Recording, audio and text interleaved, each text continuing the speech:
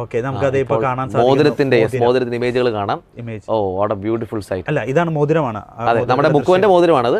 അതിനകത്ത് നമുക്ക് കാണാൻ പറ്റും, സൂക്ഷിച്ചു പോയി കഴിഞ്ഞാൽ പത്രോസിന്റെ ഒരു എൻഗ്രേവിംഗ് കാണാൻ പറ്റും. പത്രോസിന്റെ കയ്യിൽ തമ്പുരാൻ കൊടുത്ത താക്കോലിന്റെ ഒരു സാധനം ഉണ്ട് അല്ലേ?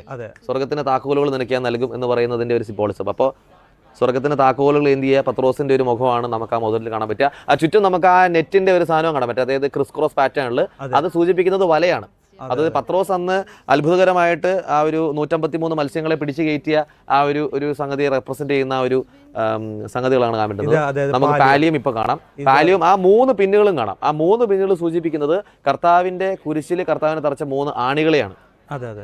അപ്പോൾ ഇത്രമാത്രം സിംബോളിക് ആയിട്ടുള്ള പല കാര്യങ്ങളുമാണ് നമുക്ക് ഇവിടെ കാണാൻ സാധിക്കും. ഏറ്റവും പ്രധാനപ്പെട്ട ഇന്നത്തെ ദിവസത്തെ പ്രധാനപ്പെട്ട ചടങ്ങിലെ 2 കാര്യങ്ങളാണ്. ഇത് രണ്ടുമാണ് മാർപ്പാപ്പയ്ക്ക് എക്സ്ക്ലൂസീവ് ആയിട്ടുള്ള. ഇല്ല, നമ്മൾ നോക്കുമ്പോൾ മാർപ്പാപ്പ എന്ന് പറയുന്നത് is the first among equals ഇല്ലേ? ഈ പറഞ്ഞ പോലെ നമ്മുടെ സഭയിലെ അപ്പോസ്തലന്മാരിലെ ഒന്നാമൻ, ഈസ് ഫസ്റ്റ് അമംഗ് ഈക്വൽസ്. അപ്പോൾ മാർപ്പാപ്പയെ ഇവരിൽ നിന്നെല്ലാം വ്യത്യസ്തനാക്കുന്ന ചില അടയാളങ്ങൾ അല്ലെങ്കിൽ ചില സൂചനകളാണ് ഇപ്പം നമ്മൾ കണ്ട പാലിയവും മുക്കുവൻ്റെ മോതിരവും.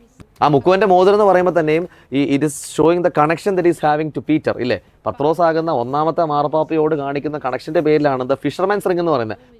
പോപ്സ് റിംഗ് എന്നോ പേപ്പിൾ റിംഗ് എന്നൊന്നും അല്ല, ദ ഫിഷർമാൻസ് റിംഗ്. അതായത് ആദ്യത്തെ മാർപ്പാപ്പ ഒരു സാധാരണക്കാരനായ വിദ്യാഭ്യാസം പോലും ഇല്ലാത്ത ഒരു മുക്കുവനായിരുന്നു എന്നുള്ളൊരു സംഗതി.